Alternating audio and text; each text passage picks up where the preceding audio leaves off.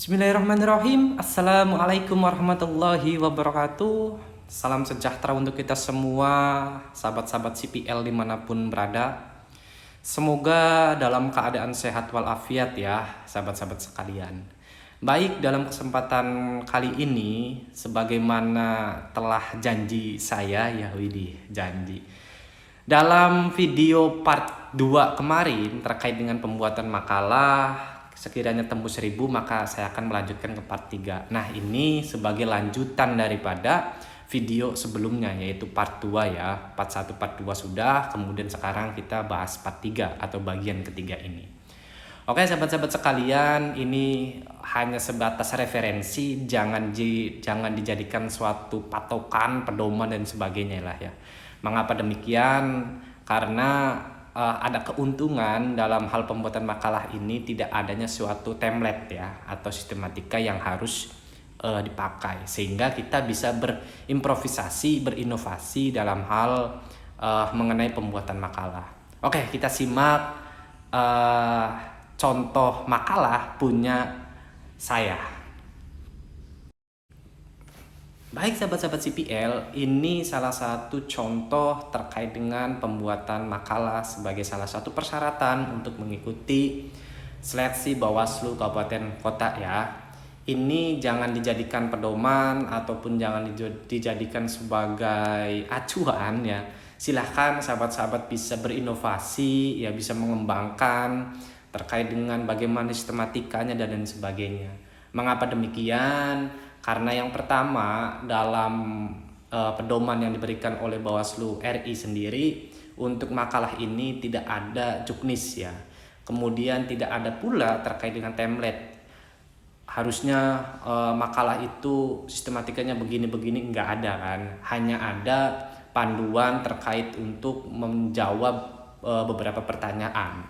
Pertanyaan tersebut harus dikemas dalam bentuk makalah seperti itu ya.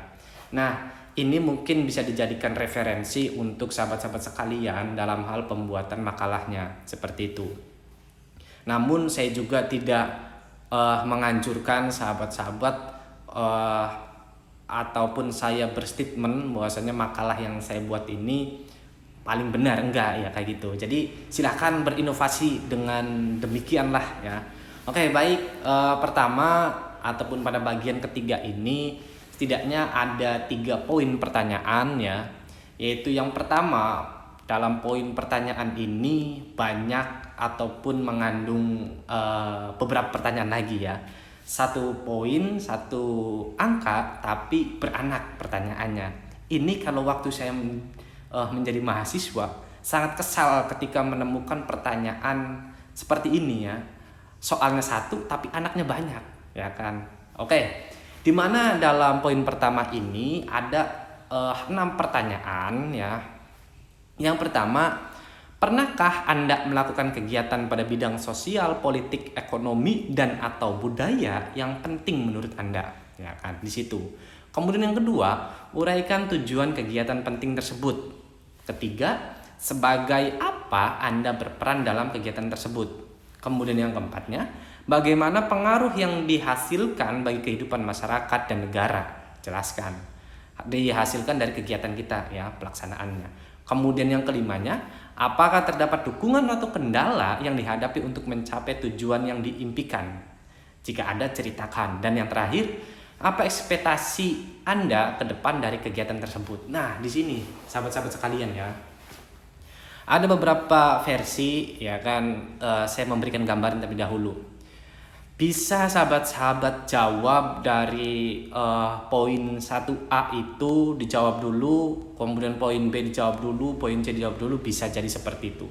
Atau bisa juga sahabat-sahabat itu merangkum ya dari pertanyaan poin 1A sampai poin 1F itu, kemudian dideskripsikannya secara langsung gitu, jadi digabung.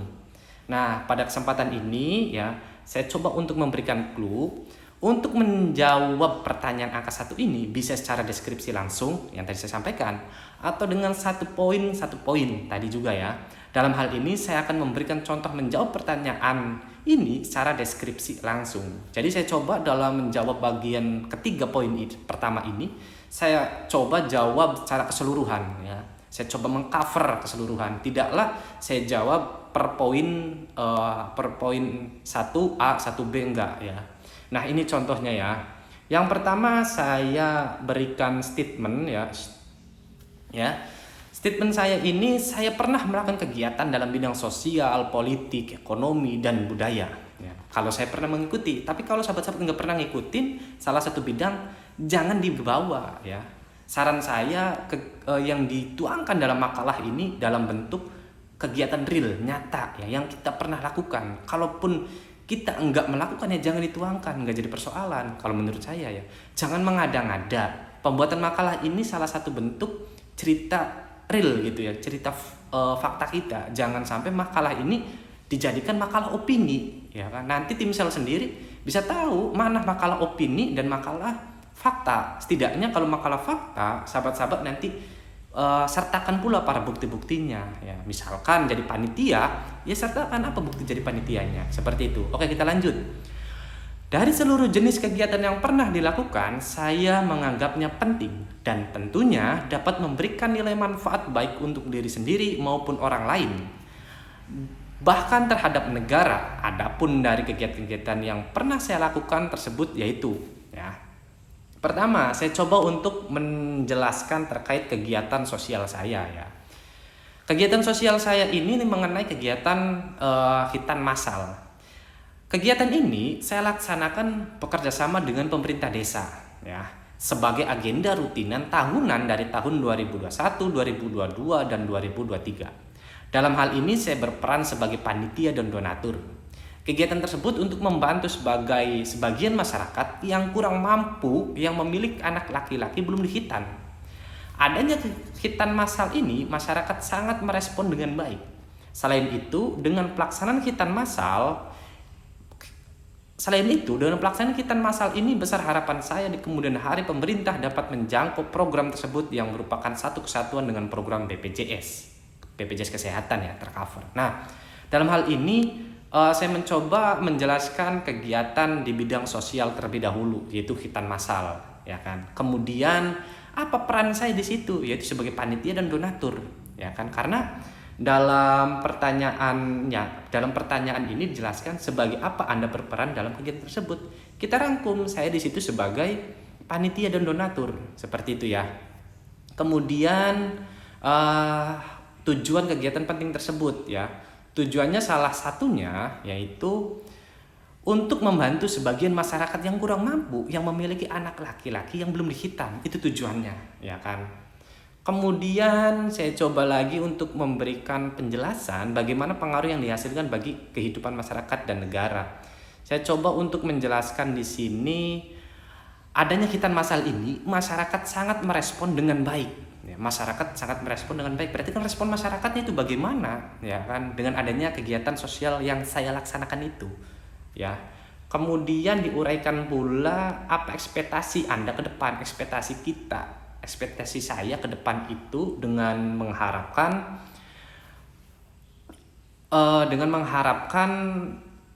pelaksanaan khitan massal ini, besar harapan saya di kemudian hari pemerintah dapat menjangkau program tersebut yang merupakan satu kesatuan dengan program BPJS. Nah, ini harapan saya ya. Jadi tujuannya ada, kemudian kita perannya sebagai apa, kegiatannya apa, kemudian respon masyarakatnya bagaimana ya, dan harapan atau ekspektasi nanti ke depan itu seperti apa. Kalau kegiatan ini continue ya, terus menerus dilaksanakan ya, sekiranya nanti memberikan terobosan kepada pemerintah daerah ataupun bagaimana ya, bahwasanya khitan ini sebagai bentuk kegiatan sosial yang wajib atau seperti apa. Tapi di situ harapannya disebutkan. Nah, di sini setidaknya saya menyampaikan clue dalam menjelaskan kegiatan sosial ataupun politik, budaya, ekonomi itu, sekiranya sahabat-sahabat merangkum dari pertanyaan poin 1A sampai 1F itu. Jangan sampai ada salah satu poin yang nggak kejawab, harus dijawab semua ya. Itu contoh pertama ya. Contoh yang keduanya silakan sahabat-sahabat pikirkan ya. Intinya kegiatan yang kita laksanakan ini harus kegiatan real, jangan sampai kegiatan yang opini, dan jangan dijadikan makalah ini makalah opini, bukan makalah fakta ya sahabat-sahabat sekalian. Kemudian untuk kegiatan politik ya. Di sini saya menjelaskan pada kegiatan politik itu bagian dari tim survei ya. Pada saat saya menjadi mahasiswa, saya pernah mengikuti pelatihan tim survei dari LIPI ya. Kegiatan tersebut saya ikuti untuk mengetahui tingkat kepuasan masyarakat dengan pemerintah pada saat itu, serta untuk survei mengenai calon presiden potensial yang diinginkan oleh masyarakat. Selama mengikuti survei ini, setidaknya saya mengalami kendala dalam hal respon masyarakat yang dinilai adanya pembagian bansos. Pengaruh yang didapatkan bagi masyarakat menurut saya setidaknya mengetahui respon dari masyarakat mengenai harapannya untuk pemerintahan yang akan mendatang, serta berdampak baik pula sebagai bahan masukan kepada pemerintahan yang akan mendatang atas hasil survei yang telah didapatkan. Nah, di sini saya bercerita bahwasannya kegiatan politik salah satunya yang pernah saya ikuti itu sebagai tim survei dari NGO ya. Kemudian saya berperannya sebagai tim surveinya, pelatihan, dan kemudian saya terjun juga sebagai tim survei.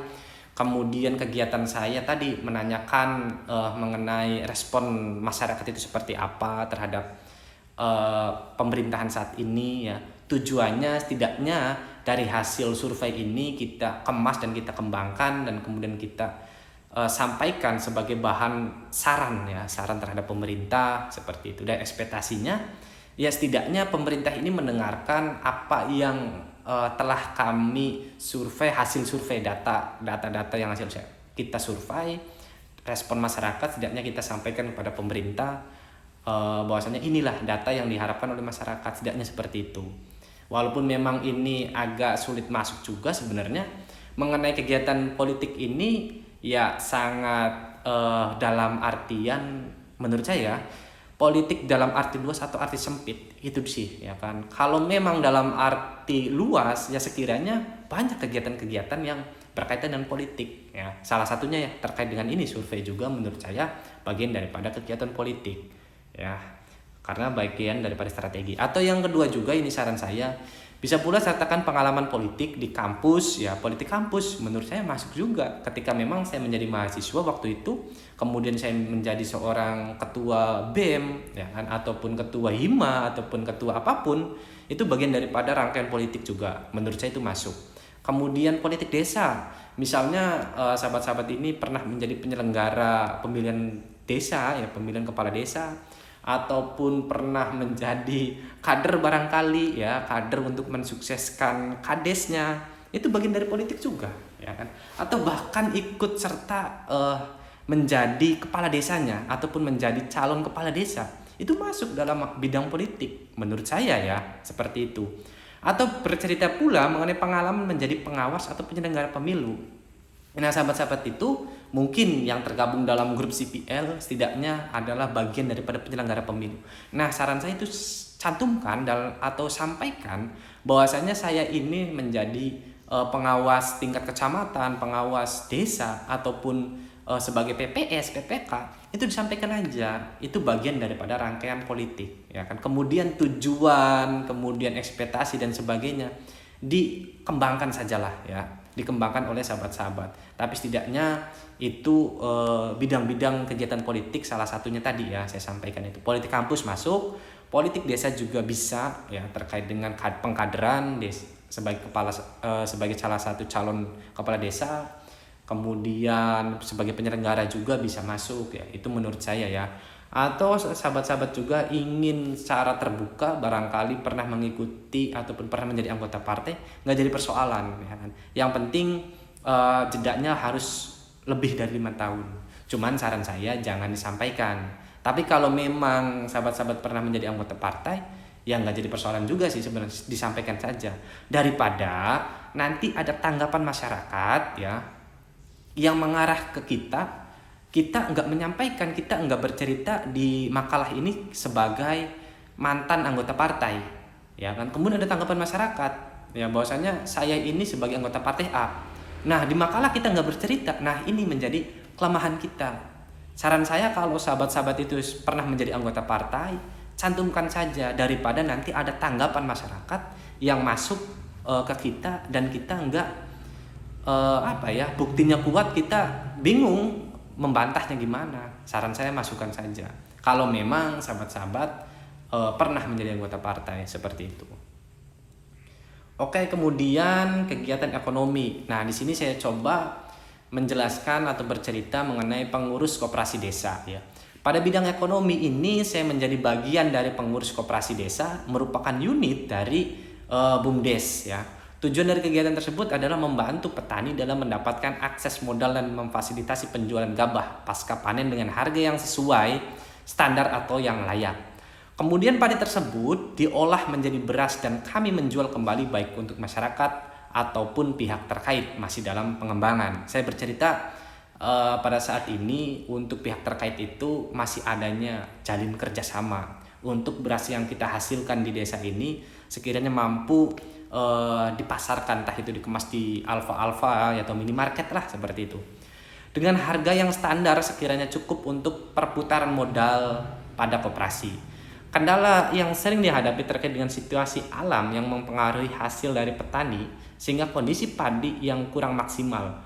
Hadirnya koperasi sangat direspon baik oleh masyarakat.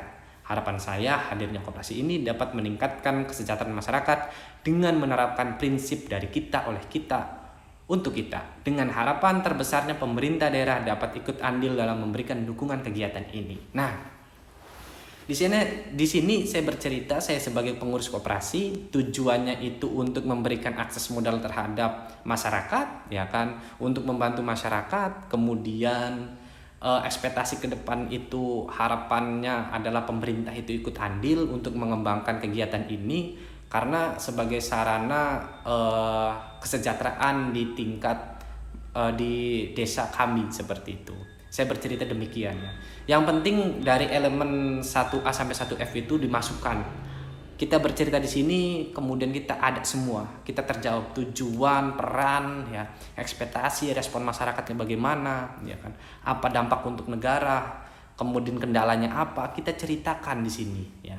Dalam satu kegiatan kita ceritakan. Kalau ada 2 kegiatan ya kita ceritakan lagi di poin 2-nya, ya, seperti itu. Saran saya lebih banyak lebih bagus juga sih, dalam artian kita ini aktif ya. Kemudian kegiatan budaya ya. Pentas seni dan budaya. Saya pernah menjadi bagian dari panitia kegiatan Mapagsri. Mapagsri merupakan adat atau budaya masyarakat desa yang dilakukan pada saat menjelang musim panen tiba. Yang dilakukan secara terus-menerus tiap tahun. Tujuan dari dilaksanakan kegiatan tersebut agar menjaga budaya yang ada agar terus berkembang. Dalam hal kendala, menurut saya tidak adanya kendala karena pemerintah desa mendukung pelaksanaan kegiatan tersebut.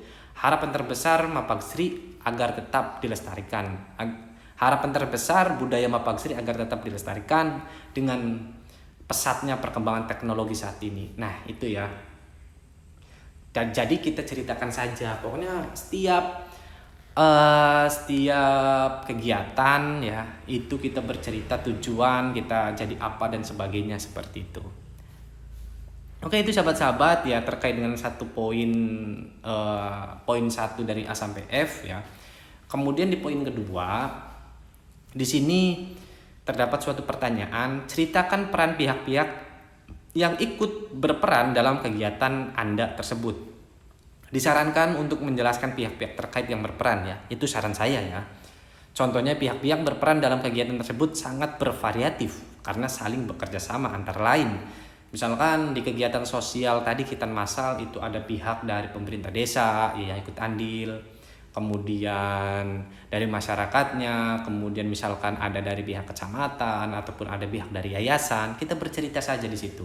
Bahwasanya kita menjalin kerjasama sinergitas dengan beberapa pihak kecamatan, pemerintah dan sebagainya. Kegiatan politik ya kita bercerita saja, koperasi kita bercerita, ya sosial, ekonomi, ya budaya juga kita semuanya bercerita. Ada beberapa pihak yang ikut andil, ya seperti itu. Karena ini poin 2 ini merupakan korelasi dengan poin 1 tadi. Ya, itu sahabat-sahabat sekalian.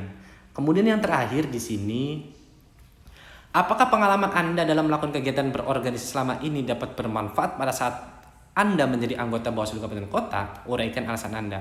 Nah, poin ketiga ini merupakan bagian inti dari kegiatan yang telah kita laksanakan, ya. Korelasi antara kegiatan yang kita laksanakan dengan korelasi ketika nanti kita terpilih menjadi anggota Bawaslu, ya. Jelaskan di sini saya kasih clue. Jelaskan pula pengalaman saat berorganisasi dan mempunyai manfaat ketika menjadi anggota Bawaslu Kabupaten Kota. Di sini contoh saya, pengalaman saya dalam berorganisasi selama ini ya akan berguna jika Allah Subhanahu wa taala menghendaki saya terpilih menjadi salah satu Bawaslu Kabupaten Kota, ya. Karena pertama, pengalaman saya dalam melaksanakan kegiatan sosial yaitu kegiatan massal setidaknya mengajarkan kepada saya tentang bagaimana cara memimpin dan mengajak peran masyarakat publik untuk berpartisipasi dalam mensukseskan kegiatan. Dalam hal ini sangat berguna ketika saya terpilih menjadi pengawas pemilu atau Bawaslu Kabupaten Kota, ya, untuk meningkatkan peran masyarakat dalam pengawasan partisipatif. Nah, jadi ada korelasinya, ya, ada korelasinya antara kegiatan yang kita laksanakan kemudian dengan ketika kita terpilih, ya. Kenapa sih ada harapan dengan untuk meningkatkan partisipasi masyarakat? Contoh di kegiatan massal, saya mengharapkan partisipasi daripada masyarakat itu untuk ikut, ya, untuk berkontribusi, ya, dalam kegiatan massal itu. Nah, ketika kita terpilih pun jadi anggota Bawaslu, bagaimana caranya meningkatkan partisipasi masyarakat untuk pengawasan partisipatif seperti itu, ya. Jadi adanya kesinambungan dari poin 1, poin 2 dan poin 3 ini. Oke, itu ya. Kemudian poin 2 juga silakan sahabat-sahabat korelasikan dengan kegiatan yang sahabat-sahabat pernah ikuti dan kemudian ketika nanti sahabat-sahabat terpilih menjadi anggota Bawaslu Kabupaten Kota. Oke, itu saja ya sahabat-sahabat sekalian. Nah, apakah Anda sudah subscribe, ya? Mohon dukung channel ini dengan subscribe, like, comment, and share, ya. Channel ini agar admin lebih bersemangat dalam membuat konten-konten seputar pemilu. Video ini tembus 1000 viewers lagi, akan saya set part 4-nya untuk penyelesaian pembuatan makalah, karena part 4, 5, 6 itu menurut saya bagian inti, ya sahabat-sahabat sekalian. Oke, terima kasih sekali lagi, jangan lupa di subscribe, like, dan share sahabat-sahabat sekalian. Terima kasih, mohon maaf apabila salah kata, salah ucap, karena saya manusia biasa tidak lepas daripada salah dan dosa. Saya minta maaf dan saya akhiri. Wallahul muwaffiq. Wassalamualaikum warahmatullahi wabarakatuh.